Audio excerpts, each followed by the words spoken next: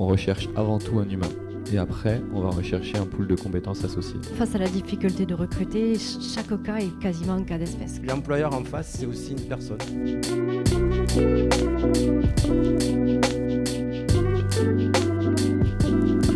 Comme vous avez vu, on va parler d'une petite table ronde qui va concerner un peu plus l'emploi et notamment les profils.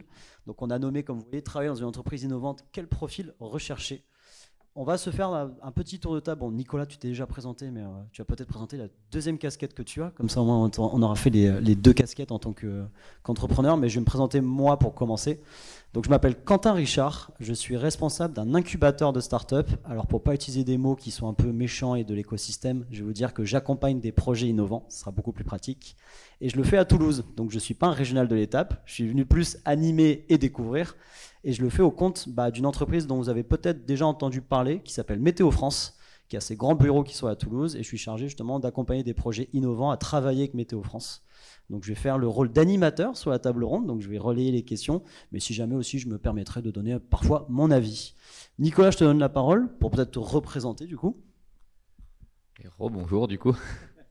Et donc à côté de la vice-présidence de la French Tech, j'ai 2 startups et très bientôt une agence de communication qui vient se greffer dans ce petit groupe de 3 entreprises. Donc vous connaissez peut-être ces sociétés. Il y en a une qui s'appelle Numeric Wave, qui est spécialisée dans tout ce qui est développement de logiciels métiers. On crée des programmes sur mesure pour différents secteurs d'activité. On travaille pour beaucoup de professionnels. On va également les accompagner sur leurs besoins en infrastructure système et réseau, en impression pro, en téléphonie pro. À côté, j'ai NTWU, qui est une entité dédiée au monde du e-sport et qui travaille essentiellement sur ce secteur-là. On fait de l'événementiel e-sportif, on organise des compétitions de jeux vidéo. Alors le Covid nous a un petit peu fait pivoter pour le coup, on a été très agile. On a pris une casquette d'organisateur de plateau TV, on a fait de la gestion de tournées, on a monté des événements sportifs. Vous avez peut-être entendu parler de grandes dates qui peuvent parler ici. C'est la Catalane en 2019 et la cyclo-course en 2022, 66 degrés sud. Voilà, c'est des événements qu'on est capable d'organiser. Et très prochainement, et je suis content, je l'annonce pour la première fois au micro, Mist Agency qui arrive très très bientôt, puisque voilà, l'équipe est déjà constituée et j'ai un collaborateur dans le public, alors je suis très content. Et voilà, une nouvelle équipe qui arrive et qui se lance sur un challenge de communication très orienté sur le digital, avec une vision assez innovante là-dessus et avec l'accompagnement de nos clients qu'on faisait déjà au travers de Numérique et NT, qui maintenant vont vraiment avoir une entité dédiée pour la stratégie de communication, la gestion de leur réseau, leur accompagnement sur leur positionnement digital. Voilà. Je vais laisser la table d'en face. Alors Corinne, Omar, honneur aux dames. Allez, Corinne, je te laisse te présenter alors. C'est ce qu'on dit d'habitude, merci beaucoup. Donc moi je suis Corinne Sora, je représente l'APEC, donc l'Association pour l'emploi des cadres. Et dans le cadre de cette structure, je suis en charge d'accompagner les entreprises, toutes structures, dont des startups de plus en plus, voilà, dans leur attractivité et surtout leur questionnement et leurs problématiques autour de la mise en relation avec des candidats qualifiés sur des profils cadres. Et j'interviens sur une partie de l'Occitanie plutôt ouest. Et je suis ravie d'être ici à Perpignan avec vous aujourd'hui. Je ne suis pas le seul qui ne soit pas régional de l'étape, ça me rassure aussi.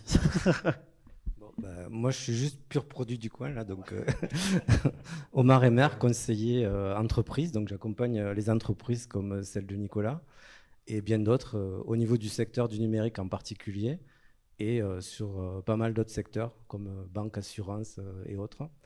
Donc le parcours, le pourquoi je suis là, c'est plus par rapport au fait que je m'occupe beaucoup des recrutements et du coup j'accompagne, j'essaie d'innover, j'essaie d'apporter aussi un regard différent dans la manière d'appréhender les recrutements, et on pourra en parler un petit peu tout à l'heure. Et à mon tour, moi aussi, je suis très content d'être là, quoi.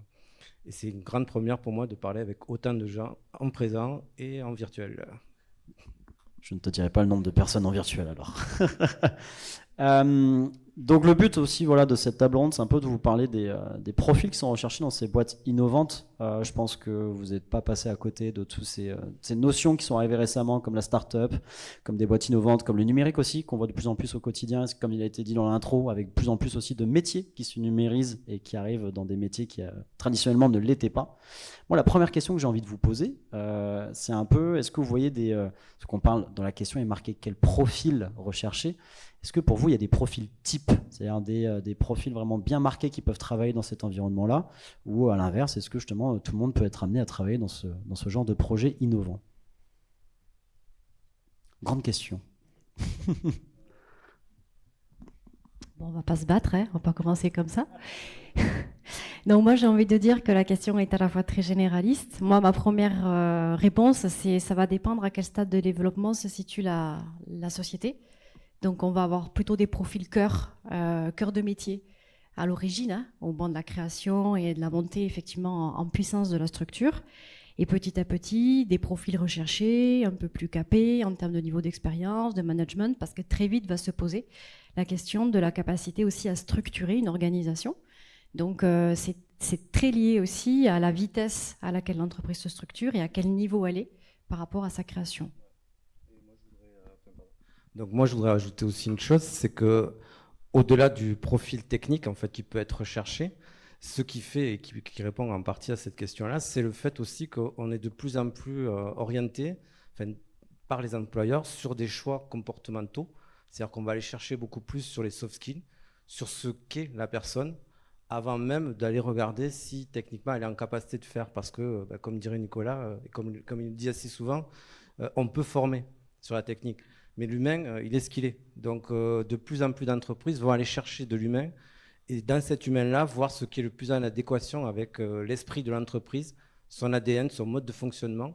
Et là, qu'on soit au niveau d'une start-up ou d'une entreprise qui a des centaines ou des milliers de salariés, la projection en fait sur l'autre qui va venir intégrer l'entreprise, elle se fera de la même manière. C'est-à-dire qu'au départ, il faut que ce soit quelqu'un qui a envie de travailler dans la même direction, de faire les mêmes choix et d'avancer avec cette entreprise qui lui tend la main, quoi. Voilà, moi je le vois un peu plus comme ça. Alors, je suis vachement d'accord. C'était facile. Effectivement, j'insiste un petit peu sur ce point. Les soft skills, c'est quelque chose qui a une valeur extrême en réalité. Et là, pour le coup, l'équipe que je manage de 32 collaborateurs ne me fera pas mentir là-dessus. On recherche avant tout un humain. Et après, on va rechercher un pool de compétences associées. Et on est en capacité d'avoir une analyse très différenciée. Et c'était bien dit, en fait, en fonction du niveau de maturité d'une entreprise, elle ne va pas avoir le même niveau d'approche. Une entreprise qui va se lancer, qui va être en pleine phase d'accélération et de croissance, va pouvoir miser sur des profils très tournés sur l'humain parce que la motivation, la détermination, l'envie d'entreprendre côte à côte, l'esprit d'équipe, le challenge, c'est des choses qui vont être extrêmement importantes au détriment presque de la compétence et de l'expérience. Et dès que l'entreprise va monter en puissance et va devoir se structurer et va devoir prendre de l'assurance, et je suis en train d'atteindre cette étape justement en ce moment-là. Et effectivement, on va aussi chercher à s'entourer de profils expérimentés, plus dans une dynamique d'apport de nouvelles visions et de nouveaux process et autres pour corriger les petites erreurs du début sur lesquelles on était plus en mode challenge startup qu'en mode structuration. Et du coup, dans cet effort un peu de structuration, comme vous dites, il y a un certain cap, on va dire. Est-ce que vous avez des retours d'expérience, que ce soit en tant que porteur ou en tant qu'on va dire de conseiller parfois aussi de ces entreprises-là, des difficultés parfois au recrutement? Est-ce que c'est quelque chose qui est assez aisé ou au contraire, c'est des profils qui sont durs à trouver du fait qu'ils ont déjà de l'expérience et qu'ils arrivent dans un projet en structuration? J'imagine aussi qu'il y a une certaine, pas importance, mais il y a un certain, on demande quand même plus que le simple métier à ces profils-là parfois. Est-ce que vous voyez justement que c'est des profils un peu durs à recruter ou c'est quelque chose que vous arrivez à faire simplement en tout cas, la recherche et en tout cas on va dire l'onboarding aussi pour utiliser des termes un peu plus start-up? Du point de vue de Pôle emploi, la difficulté elle est réelle parce qu'il y a un volume en fait de demandeurs d'emploi qui sont inscrits. Il y a un volume aussi de candidats potentiels qui soit sont en activité, soit cherchent autre chose ou soit à leur compte. Et mettre une visibilité sur le site de Pôle emploi, de manière à ce qu'on puisse avoir un volume de personnes à mettre en face. Mais dans ce volume-là, il y a de tout. Et les exigences des employeurs, comme disait, en fonction de la maturité, comme disait Nico, c'est vraiment, plus on va aller vers une exigence d'expérimentation, d'expérience, du candidat, plus la difficulté va être importante parce que en face de la compétence, il faut aussi être en capacité de répondre présent sur les exigences en fait, du futur candidat. Donc nous, au niveau des outils qui sont proposés par Pôle emploi, certaines fonctionnent plutôt bien, comme la FPR, donc l'action de formation préalable au recrutement.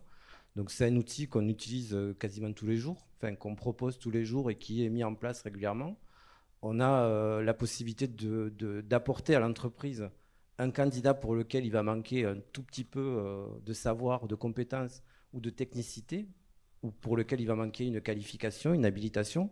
Et donc à ce moment-là, on va pouvoir utiliser ce temps, ces 400 heures maximum, qui vont permettre en fait à l'entreprise d'accompagner le stagiaire qui est en formation pour et dans l'entreprise, l'accompagner pour l'amener au prérequis de je vais pouvoir te recruter sur ce poste-là et te mettre en place dans les meilleures conditions pour que toi aussi tu puisses collaborer, travailler avec le collectif dans ce que nous on peut t'apporter de mieux, quoi. Et ça, c'est une réponse qui est cohérente et qui apporte une vraie plus-value au recrutement, quoi.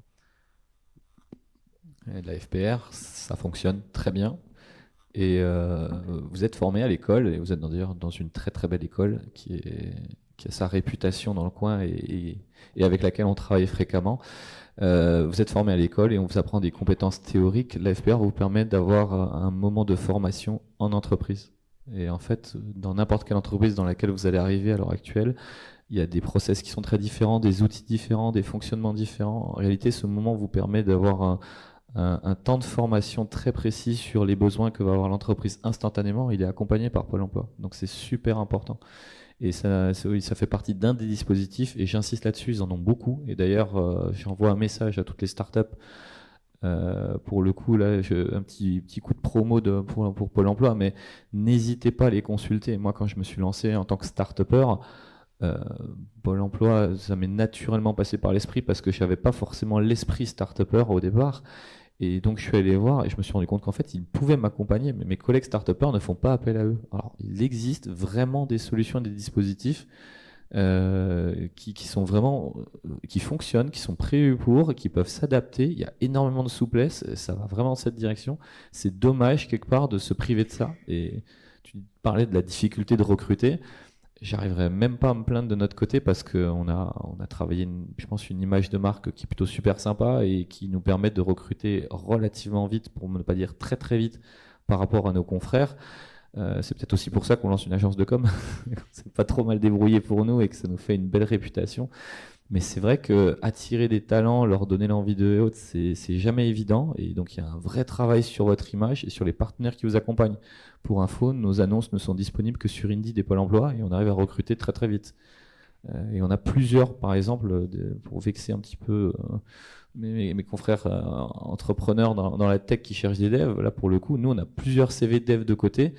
Et quand je sais qu'il y en a certains qui ont des vraies difficultés à les obtenir, je vous invite vraiment à vous rapprocher de Pôle emploi qui peut vous donner des dispositifs qui permettent à des gens de se reconvertir, d'être accompagnés, de se former aux technos de la boîte.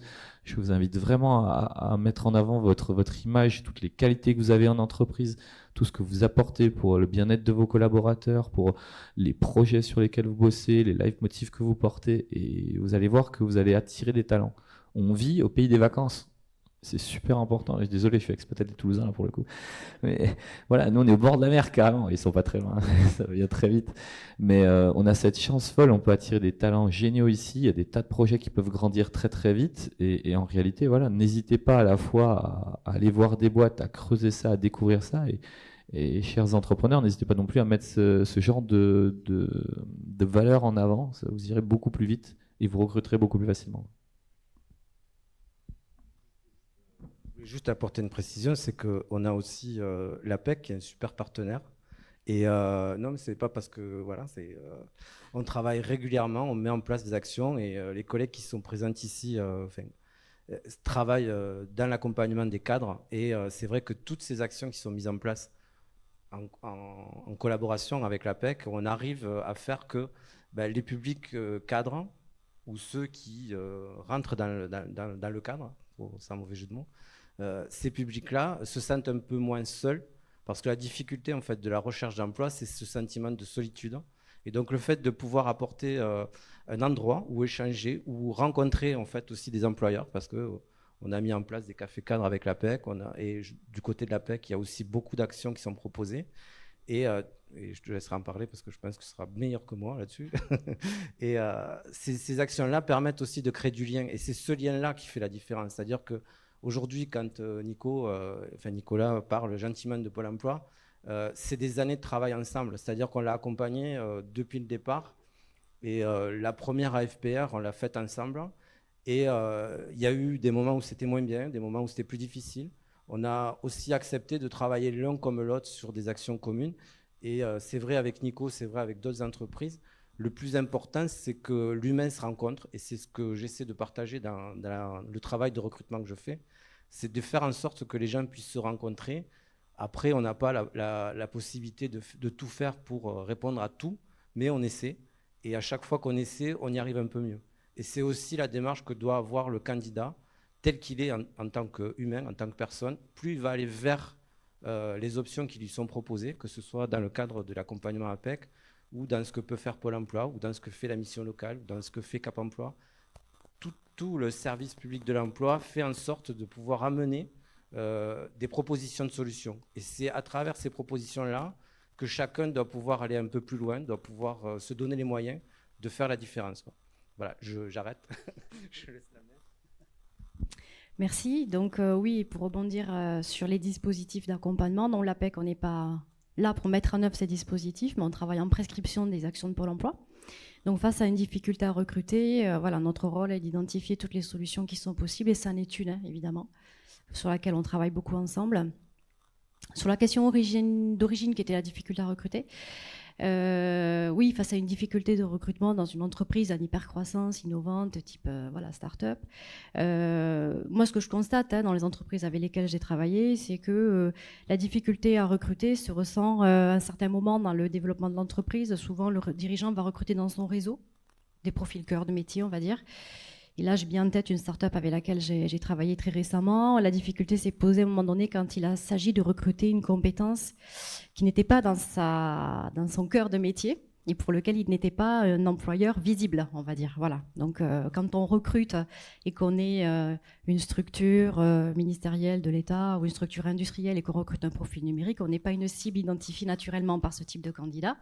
Et inversement, quand on dit une start-up, on n'est pas forcément une cible pour un commercial. Voilà, et se pose la question, à un moment donné, quand il faut déléguer, et c'est le cas, quand on est dirigeant, voilà, on porte toutes les casquettes au début, et sur cette entreprise, très rapidement, le dirigeant ne pouvait plus s'occuper de la gestion, de la finance, de son développement commercial, et donc on l'a accompagné sur un ça vous parle manifestement, sur le recrutement d'un responsable commercial. Et c'est pas plus simple non plus, donc donc l'image, il faut travailler différemment pour attirer un public différent de celui auquel on a l'habitude de parler. Mais bon, il y a des solutions qui existent, mais bon, c'est encore une fois face à la difficulté de recruter, chaque cas est quasiment un cas d'espèce, quoi. Voilà.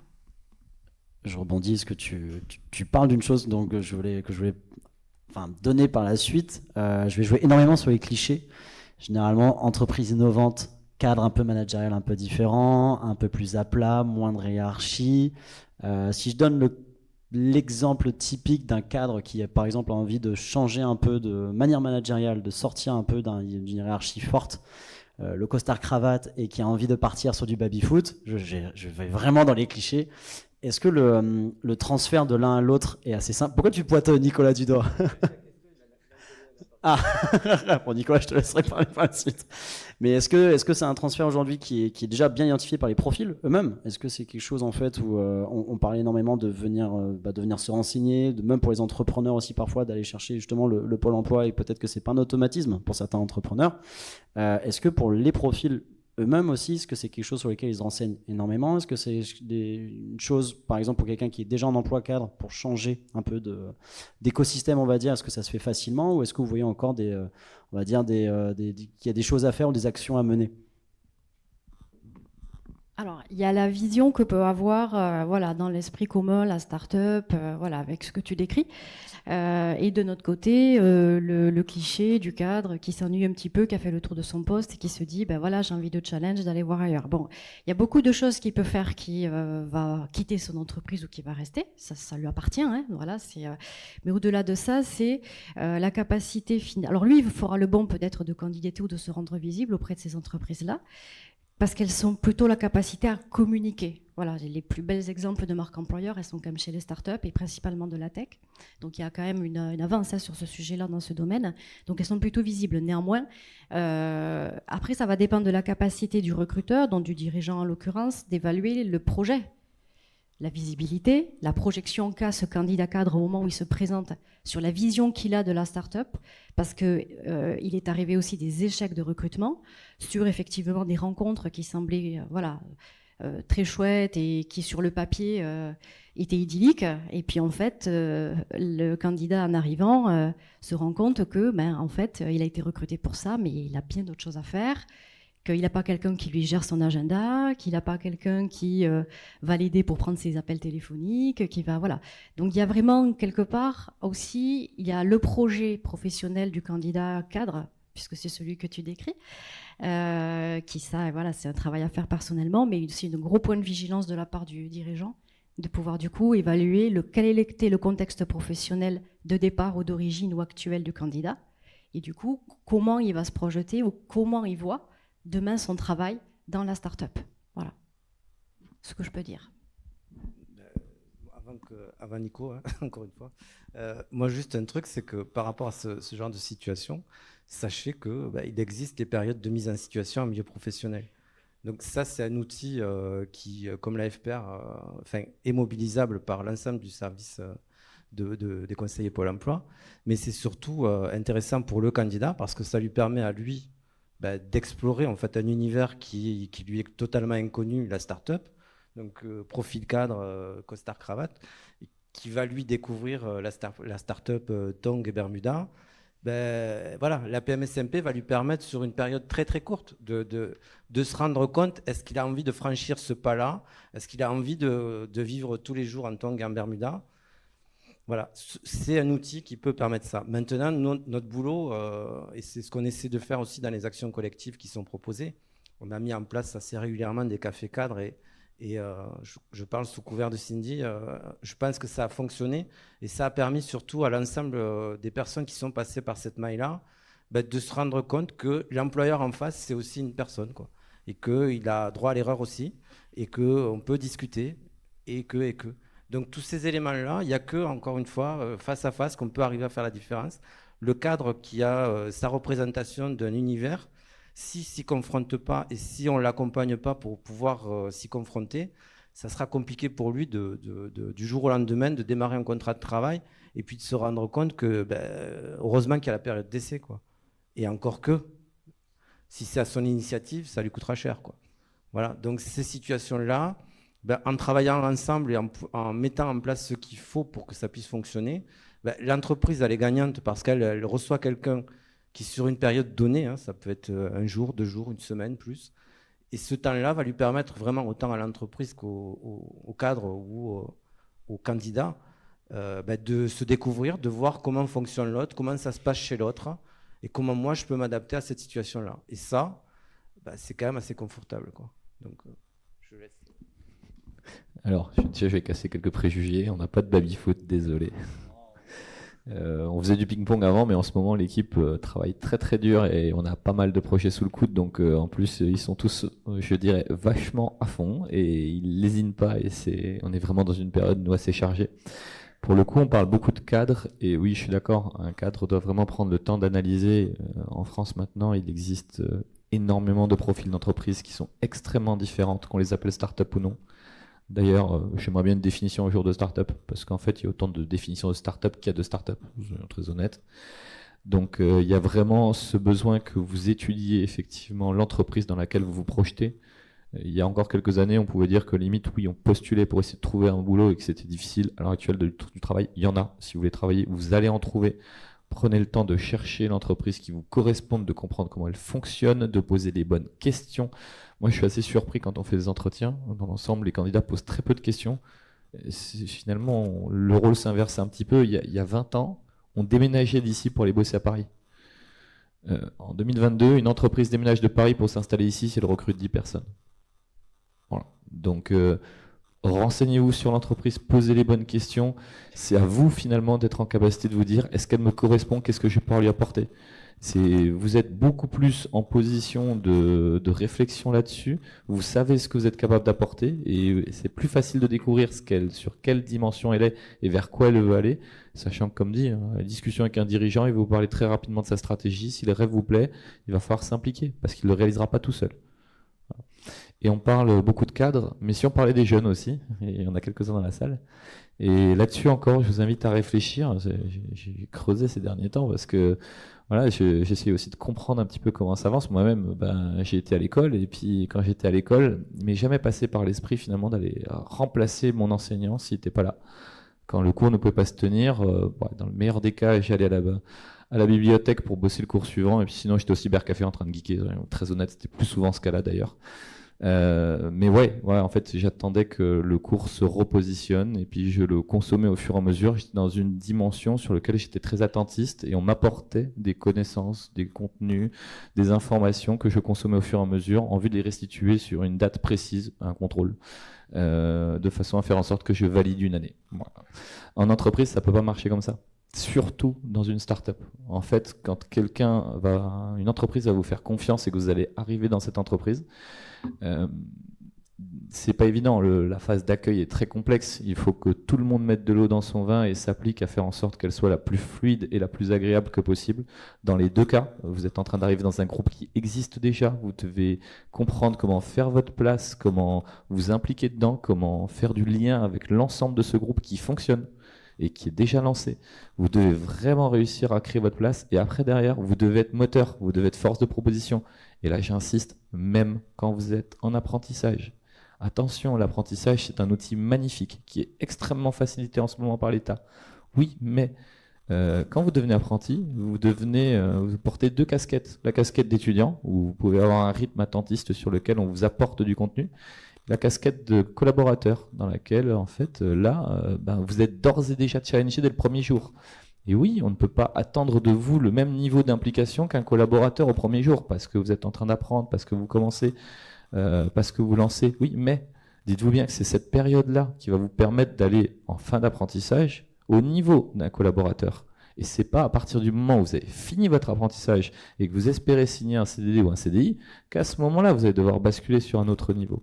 Donc il est extrêmement important que vous négligiez pas cette phase et que vous soyez d'ores et déjà dans une dynamique où vous êtes dans une entreprise, une personne parmi cette équipe qui a autant de respect qu'un collaborateur, qui va être challengé, je vous le souhaite, sur des dossiers qui ont autant de valeur que ceux des collaborateurs. Faites vos preuves dès ce moment-là. Et par conséquent, il n'y a aucune raison, mais alors là, vraiment aucune, que vous ne continuiez pas avec cette boîte. Vous lui aurez déjà prouvé votre valeur. Et j'ai des apprentis qui viennent de l'IDEM ou de l'Imerir qui ont continué avec nous à nos côtés parce que dès le premier jour, ils ont tout donné. Bon, ils ont fait aussi plein de conneries, ils découvraient, ça se challengeait, mais n'empêche que la motivation était là, l'implication était là, les compétences ont grandi, on a pu mesurer un potentiel d'évolution qui nous a fait rêver. À ce jour, on est fiers de les avoir dans nos rangs et de continuer avec eux. Ne négligez surtout pas ça, c'est très important. Donc oui, un cadre doit se poser les questions de savoir dans quelle boîte elle arrive, un apprenti aussi. Et là, on a balayé le spectre en fait de n'importe quel collaborateur qui rentre dans une structure actuelle doit être dans cette dynamique et doit réfléchir à ce type de choses. Mais non, t'as pas plombé l'ambiance.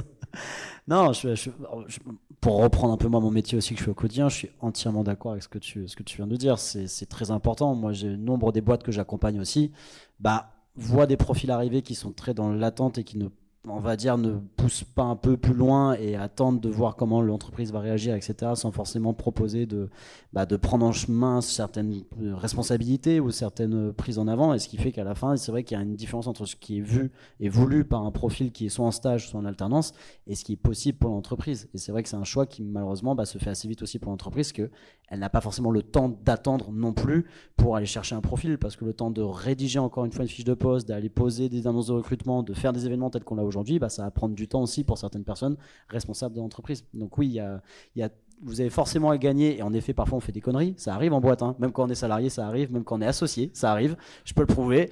Voilà, donc n'ayez pas peur de faire des bêtises. On a historiquement en France un peu un frein par rapport au risque, on va dire. Mais n'ayez pas peur, au contraire, ça change de plus en plus, et ça change de plus en plus, notamment dans des boîtes qui sont, on va dire, innovantes. Je vais enlever le terme start-up parce qu'en effet, l'innovation est partout aujourd'hui, et pas que dans les startups. Et encore une fois, je suis totalement d'accord avec toi. Le mot startup, s'il était bien défini, on l'utiliserait bien moins. Mais oui, c'est très important, et je suis totalement d'accord avec toi. Même si moi aussi, je casse l'ambiance, c'est pas grave. Moi, j'avais une question à vous poser, qui est une question du chat sur LinkedIn. Dans la salle aussi, si vous avez des questions, n'hésitez pas, on va les prendre. On nous a posé la question du coup sur le chat LinkedIn du live. On parle de curiosité. C'est la première qualité pour vous pour intégrer une entreprise innovante. Point d'interrogation. Est-ce qu'il y a une qualité qui est plus importante, et est-ce que ce serait la curiosité la plus importante?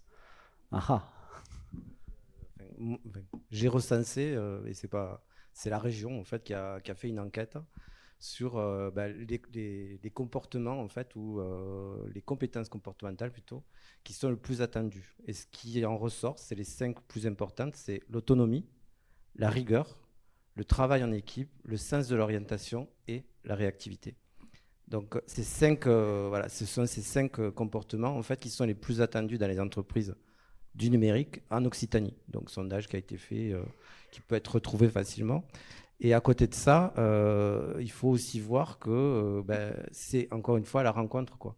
Et chaque fois en fait que vous êtes face à un candidat, c'est ce qui va définir la possibilité de recrutement par rapport à ce que chacun a à mettre sur la table, quoi. Et c'est un peu ce que tu dis par rapport aux jeunes, mais c'est valable pour les jeunes, les moins jeunes, pour tout public, parce qu'on se retrouve sur beaucoup dans des situations, peu importe l'âge qu'on a, on a besoin d'aller être face à un recruteur et de se présenter. Et tous ces éléments-là, en fait, qui sont des compétences comportementales, elles sont nécessaires, mais il faut savoir aussi les mettre, parce que juste l'écrire sur un CV, ça suffit pas. Il faut aussi arriver à démontrer que votre rigueur, elle passe par votre JTube, par exemple. Pour certains, on va voir le travail sur le codage, la qualité de ligne, l'écriture. On va se dire, là, ouais, lui, il est rigoureux, il n'a pas besoin de l'écrire, quoi. Alors pour les startups, il y en a juste une qui change. On remplacera le sens de l'orientation par l'agilité. Parce que comme on le disait avant, votre fiche de poste dans une startup peut varier tous les 15 jours. Et sans exagérer, oui, on se retrouve à faire tout, effectivement.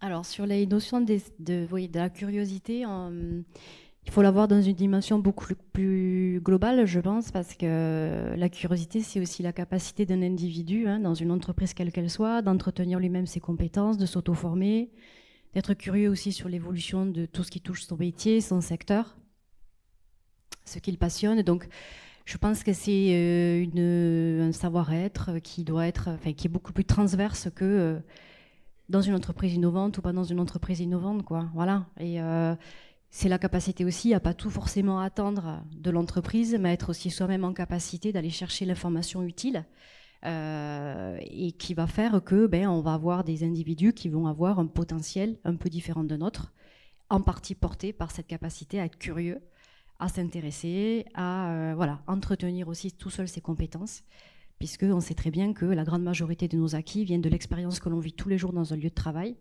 Et quand en plus on est curieux, forcément, on a un potentiel qui est quand même intéressant pour une entreprise quand elle est en plus à taille humaine. Pour finaliser le sujet de la curiosité, je pense qu'on sera tous d'accord. À l'heure actuelle, on peut apprendre presque tous les métiers sur Internet. C'est complètement fou. Donc pour peu que vous soyez curieux, en fait, vous allez devenir un super couteau suisse, quoi. Et on cherche tous des moutons à 5 pattes, donc ce sera très facile. Ouais, la curiosité, ça sert. Et c'est pas comme votre grand-mère disait, la curiosité n'est pas un vilain défaut, s'il vous plaît. On a une autre question dans le chat qui va être, alors qui mériterait limite de faire 1 heure supplémentaire. On va essayer de le faire en rapide. Est-ce que c'est plus épanouissant d'évoluer dans une entreprise innovante, j'imagine, versus une entreprise non innovante, si ça existe? Ça dépend de l'humain. Ça dépend de l'humain. Il y a pas de, impossible de dire plus ou moins pour le coup. En fait, je crois beaucoup en l'humain. Donc j'imagine et je suis même convaincu au fond de moi qu'il y a beaucoup de bons humains sur cette planète. Sinon, ça fait bien longtemps qu'il n'y a plus rien qui fonctionnerait. Mais ça ne veut pas dire que tous les bons humains sont épanouis dans tous les bons systèmes. Voilà. Et une start-up, ça correspond, ou une entreprise innovante, une jeune pousse ou autre, ça correspond à un moment de vie. Il y a des gens qui peuvent s'épanouir dedans. Il y a des gens très bien qui peuvent s'y sentir extrêmement mal. Ça nous est arrivé, on a des très bons profils qui sont passés et repartis assez vite. On s'est même pas forcément toujours bien quitté et on était content de se retrouver un peu plus tard parce que il y a des vraies difficultés de compréhension, de communication. C'est des choses qui n'ont rien à voir. Je veux dire, on peut être amené à gérer des projets inouïs avec des moyens ridicules, alors que dans des boîtes plus traditionnelles, on aura des moyens démentiels à côté pour réaliser le même type d'action. C'est très, très, très différent. Donc, on peut être épanoui en fait, il faut trouver le modèle et la structure qui nous correspondent. Et c'est là encore le travail que vous devez avoir en tant que candidat sur l'analyse de l'entreprise et après l'accueil qu'elle vous fait et sur laquelle vous êtes moteur, la dynamique dans laquelle vous êtes quand vous arrivez.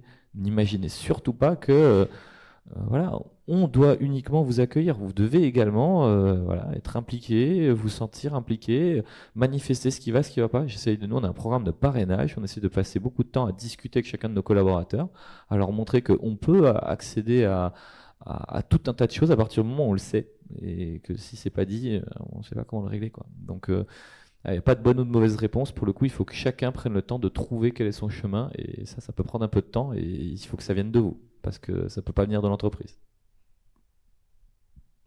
Est-ce que vous voulez ajouter quelque chose? Oui, non, je rejoins. L'épanouissement au travail, c'est très subjectif. L'épanouissement au travail, c'est lié à ses moteurs. Alors, on évolue tous, heureusement. Ils évoluent aussi, ces moteurs. Mais qu'est-ce qu'on attend du travail? Qu'est-ce qui est important pour nous de trouver dans le travail? Et qu'est-ce qui va faire qu'au-delà du fait de se plaire, on va être engagé? On va donner plus que ce que l'on peut donner parce que, à un moment donné, l'organisation, la culture va faire que ça va réveiller une petite étincelle qui va faire qu'on va s'y épanouir. Donc moi, je mets un degré supplémentaire à l'épanouissement au travail. Donc voilà, il faut trouver ses moteurs pour répondre à cette personne. Et enfin, deuxième élément de réponse, c'est qu'est-ce que c'est dans la représentation de quelqu'un qu'une entreprise innovante? Parce que souvent, on l'associe à la technologie. Mais une entreprise, elle peut aussi innover parce que socialement, elle est très avancée, parce que en termes de modèle organisationnel, elle est très avancée. Et pourtant, elle ne bosse pas sur une techno de niche, quoi. Voilà. Donc voilà, il y a vraiment ces deux paramètres-là. Donc je sais que j'apporte peut-être pas une réponse complète, mais en tout cas, voilà, la réponse, elle est aussi dans la personne qui, voilà. Après, les moteurs et la représentation de l'innovation, en fait, voilà. Est-ce qu'il existe une réponse complète à cette question aussi? C'est un peu ça la question. Omar, est-ce que tu voulais rajouter quelque chose? Alors, ouais, je vais arriver vite aux questions. Alors, désolé pour cette personne qui a posé des questions dans le chat. Du coup, comme vous avez compris, il n'y a pas forcément de bonne ou de mauvaise situation. Et je laisserai Edouard Baird vous expliquer la suite de la phrase.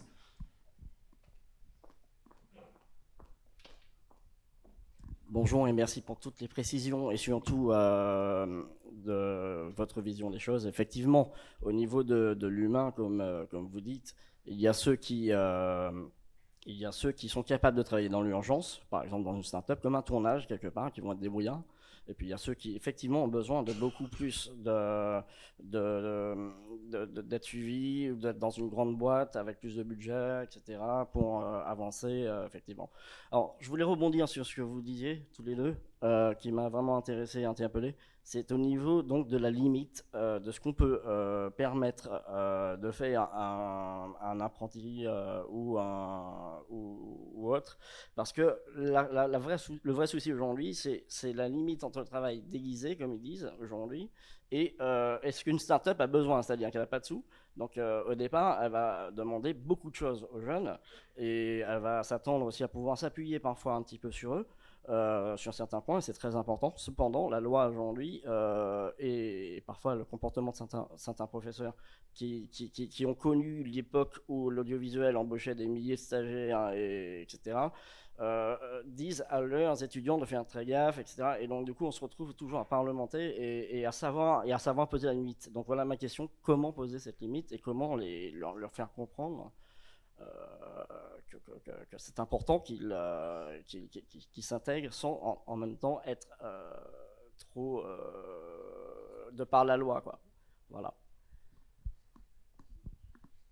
Est-ce que... Ah, Nicolas, je peux je vais vous laisser régler un micro, comme ça moi je peux le donner dans le public. Alors, il y a des spécificités dans le monde de l'événementiel, dans le monde du BTP. Après, il y a des métiers dans lesquels il y a des vraies règles, il y a de la sécurité, des choses qui sont importantes. Et effectivement, là, l'entreprise se doit d'être organisée, quel que soit son âge, son challenge ou autre, et de faire en sorte qu'en permanence, ces équipes travaillent dans de bonnes conditions avec du bon matériel. Ça, c'est un sujet à part. Et ça, c'est un premier point que tu as abordé. À côté, tu abordes un deuxième sujet sur lequel tu dis qu'est-ce qu'on peut attendre, et notamment des éventuelles erreurs. Là, pour le coup, il y a un homme assez érudit sur ce territoire qui m'a dit un jour, en fait, moi, mes collaborateurs, je leur fais confiance à partir du premier jour où ils arrivent dans la boîte. C'est-à-dire qu'en fait, s'ils sont là, c'est que c'est parti, on y va. Je suis assez d'accord avec lui. Nous, on fait 3 entretiens. Si on passe le 3e, c'est qu'on y va. Et quand on y va, à un moment, on s'est pas dit oui, mais on s'est dit oui et on y va. Et dans ce cas-là, du coup, il fait la distinction entre 2 choses. Il va faire la distinction entre la faute et l'erreur. L'erreur, tout le monde peut en commettre. Et moi, le premier, j'en ai déjà fait un bon paquet. Sinon, je pense que je serais pas là. D'ailleurs, l'erreur est extrêmement formatrice et l'erreur permet vraiment d'avancer. La faute, c'est quand... donc une erreur, c'est, juste pour le définir et qu'on soit tous raccords, c'est quand on va faire une bêtise, on va se tromper, on va faire une erreur et qu'on ne le savait pas et qu'on va tâcher de le corriger et d'avancer. La faute, c'est quand on va reproduire une erreur qu'on connaissait, dont on avait trouvé les solutions, dont on avait calé les process qui fonctionnaient et qu'on va les ignorer et faire une faute.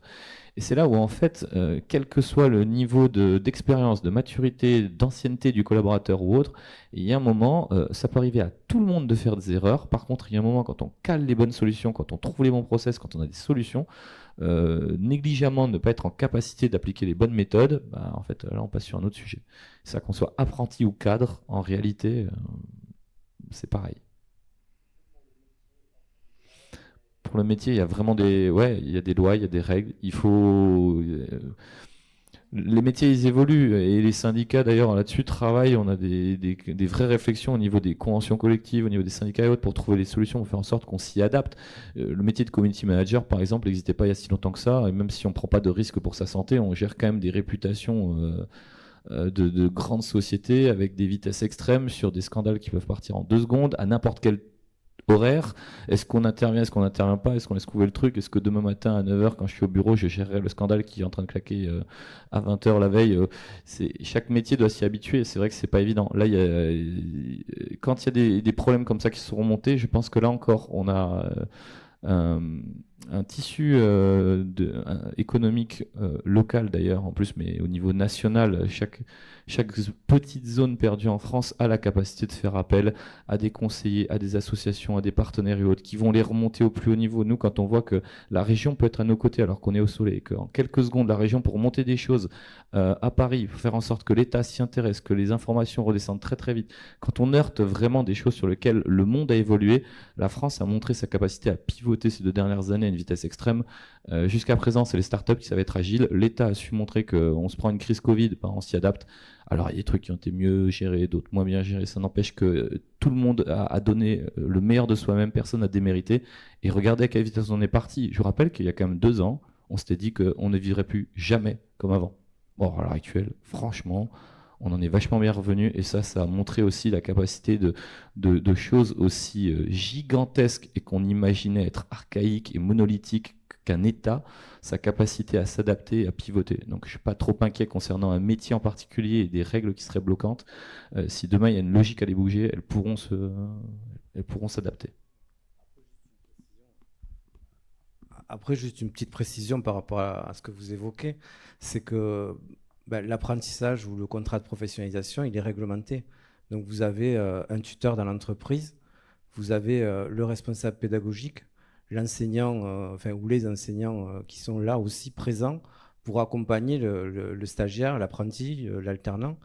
Donc il y a aussi de la responsabilité du jeune ou du moins jeune qui est en alternance, aussi de prendre fait état de cause de sa situation, de la mettre entre les mains aussi de la responsabilité de chacun. Donc, on est tous partie prenante en fait d'un système. Je dis on parce que Pôle emploi aussi accueille de l'apprentissage, de l'alternance. Et donc, le tuteur a son rôle à jouer comme l'alternant a son rôle à jouer. Donc, chacun doit prendre sa responsabilité. Des fois, ça peut paraître compliqué, ça peut être difficile, mais il faut parler. Et le fait de parler, ça va libérer cette parole nécessaire et ça va permettre aussi de débloquer des situations. Et comme le disait Nicolas, c'est vrai que l'erreur, elle est entendable. La répétition, ça commence à être un peu plus compliqué. Donc, il faut aussi accepter que l'autre vous explique que là, tu t'es trompé, voilà comment on peut corriger les choses et voilà comment on peut évoluer ensemble pour pouvoir continuer à travailler. Voilà.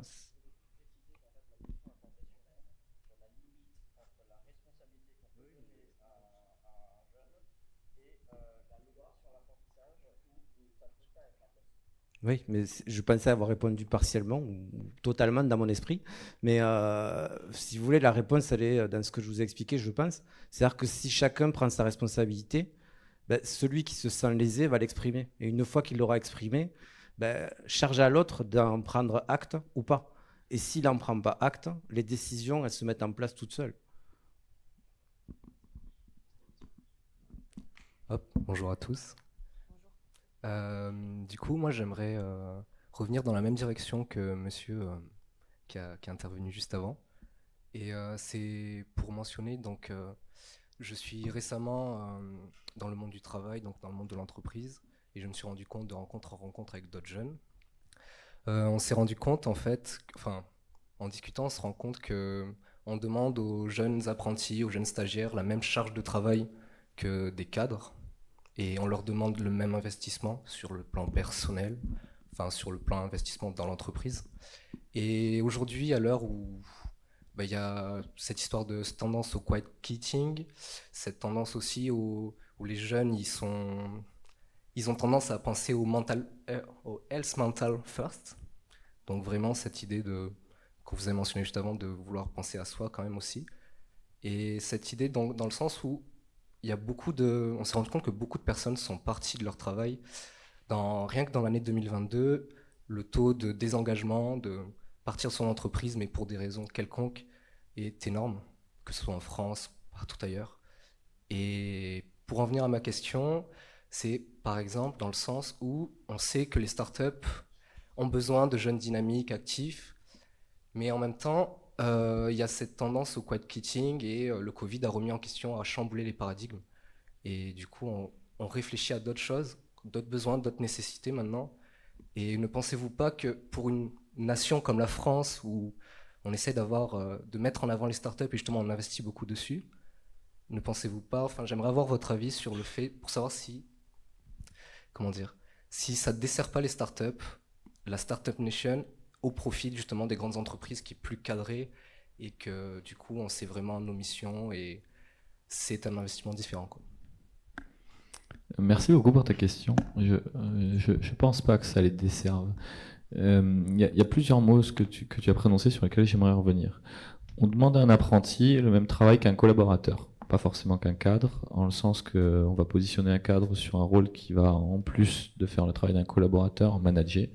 Mais effectivement, on demande à un apprenti très souvent le même travail que ce que va faire un collaborateur. Déjà, il y a quelques années, on avait tendance à donner toutes les tâches subalternes à un apprenti.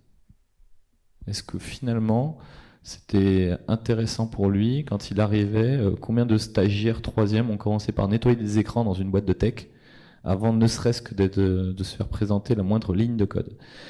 Donc là-dessus, je pense que déjà pour l'épanouissement d'un humain, quand on est dans cette dynamique où on a soif de connaissances, qu'on est à l'école, qu'on est en train d'apprendre plein de trucs, si on est sur une dynamique d'apprentissage, on est souvent sur des niveaux post-bac, on vise peut-être même un niveau diplôme d'ingénieur, on a cette volonté d'aller chercher finalement à être bon, à savoir faire des choses.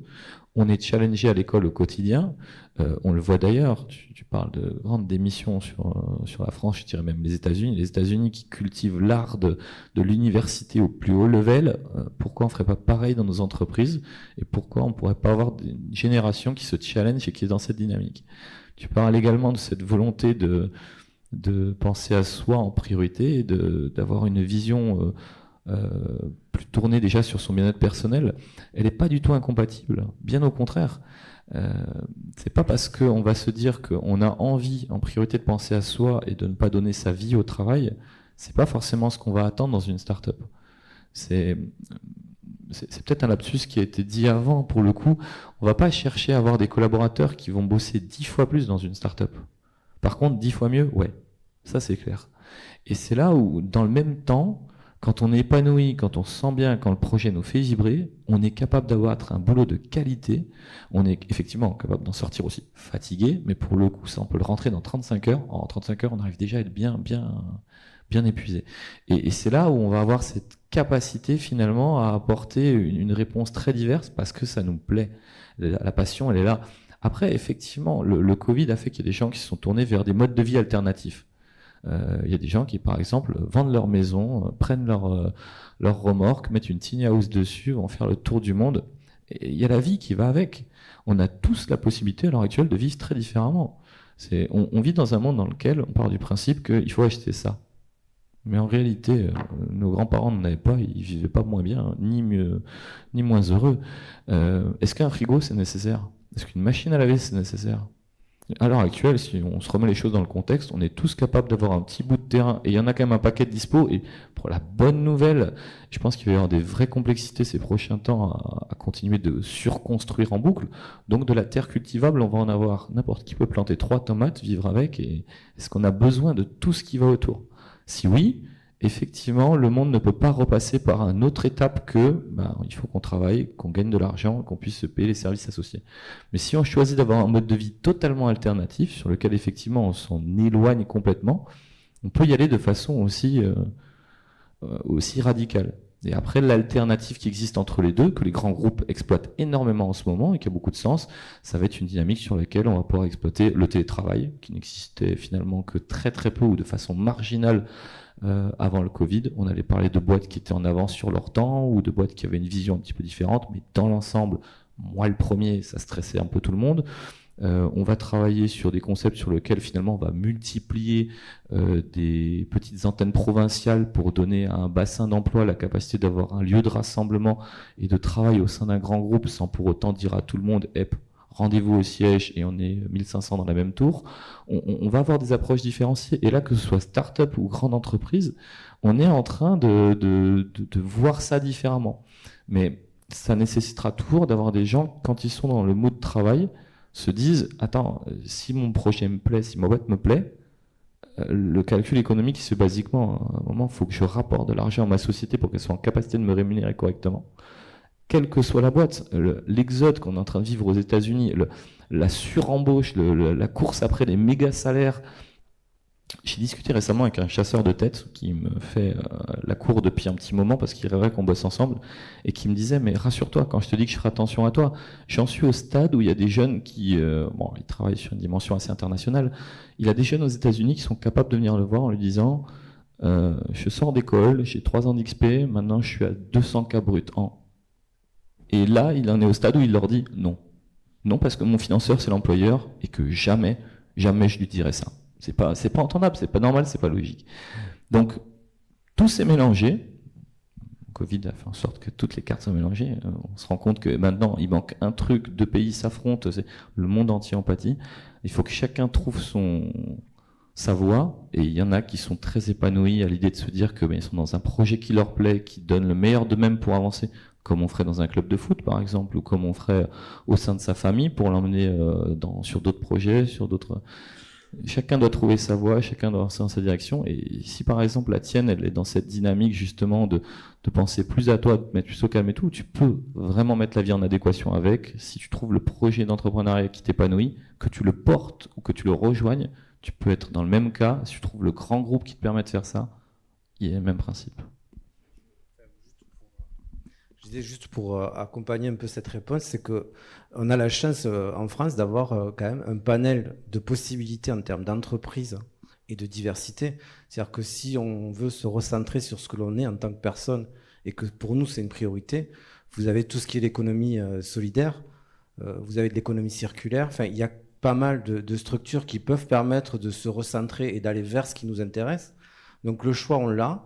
La grande démission, oui, ça existe. Mais en même temps, aujourd'hui, la première question à se poser, c'est vers quel emploi je veux aller, qu'est-ce que j'ai envie de faire, quoi. Parce qu'avant de démissionner, il faut d'abord bosser et avoir quelque chose à faire dans l'entreprise dans laquelle on est. Et plus on a d'opportunités ou plus on nous donne de possibilités pour faire quelque chose, plus on aura le choix. Donc maintenant, si ce choix, vous ne l'avez pas, ben là, oui, vous pouvez vous poser la question de la grande démission ou pas. Mais vous démarrez dans une entreprise, elle essaie de vous apporter ce qui correspond à son ADN à elle. Et vous, si vous êtes en adéquation, si vous êtes là, c'est que vous êtes en partie ou totalement en adéquation avec elle. Donc si vous avez fait ce choix-là, bah, ça correspond à ce que vous avez, vous, envie de mettre en place avec cette entreprise. C'est un couple qui se crée, quoi, l'entreprise, le salarié, l'entreprise, quoi. Juste rapidement, je suis en phase avec le fait de ne pas opposer la charge de travail et le bien-être au travail, parce que les charges de travail, on en connaît tous, hein, alors quand c'est en permanence, c'est qu'il y a peut-être une problématique d'organisation de la situation de travail. Néanmoins, on voit bien que quand on a une capacité d'organiser son travail et qu'il y a une part d'autonomie dans son poste, on fait beaucoup aussi plus face aux fluctuations et aux charges de travail. Donc à un moment donné, la charge de travail et le bien-être au travail, il interroge aussi l'organisation et pas ce qu'on attend forcément de l'entreprise. Voilà, donc c'est ce qui peut des fois arriver. Donc je crois qu'il faut avant tout interroger face à un poste le champ et le périmètre que l'on a pour organiser son travail, ce qui permet de faire face aussi beaucoup plus facilement aux périodes de stress et de surcharge. Parce que dans tout poste, on en connaît, qu'on soit dans des grosses, dans des petites. Ça fait partie de l'emploi. Et bien se connaître aussi, en fait. Bien se connaître soi-même. Et ça rejoint en fait ce qui avait été dit au tout début. Quand l'entreprise qui recrute, en face d'elle, il y a quelqu'un qui ne pose pas de questions. Et donc l'exploration en fait, de tous les champs qui peuvent concerner le profil de poste sur lequel vous vous positionnez, c'est aussi à vous, au candidat, de s'interroger sur ce que lui, il a pu avoir comme information sur l'entreprise, sur ce que lui, il a envie de mettre en place avec cette entreprise-là. Et je peux entendre que l'angoisse qui peut exister, se dire, moi je suis jeune, je suis débutant, ou je ne suis pas jeune, mais débutant dans ce secteur-là, quelle prétention je peux avoir par rapport à ça, c'est juste votre curiosité. Et plus vous êtes curieux, pour revenir à ce qu'on disait aussi tout à l'heure, plus vous êtes curieux dans l'approche par rapport à la possibilité de travailler avec cette entreprise, plus vous donnez aussi le choix à vous de dire non, finalement, ce que vous proposez ne me correspond pas. Et c'est cette liberté-là aussi qu'il faut aller chercher dans le cadre d'un entretien d'embauche, quoi. Donc soyez curieux, posez des questions, intéressez-vous à l'autre. Et si ça ne le fait pas, dites non, tout simplement. Je pense que ça va être une très belle phrase de conclusion, parce qu'on commence à dépasser le délai, je commence à me faire tirer les oreilles. Désolé pour la question qui est dans le public. Ils seront là par la suite, donc n'hésitez pas, il y a un espace de networking, il y a un moment d'échange, donc n'hésitez pas d'échanger avec eux. Chers intervenants, je vais vous remercier. Cher public, je vous demande peut-être de les applaudir pour leur temps et pour leur temps de parole.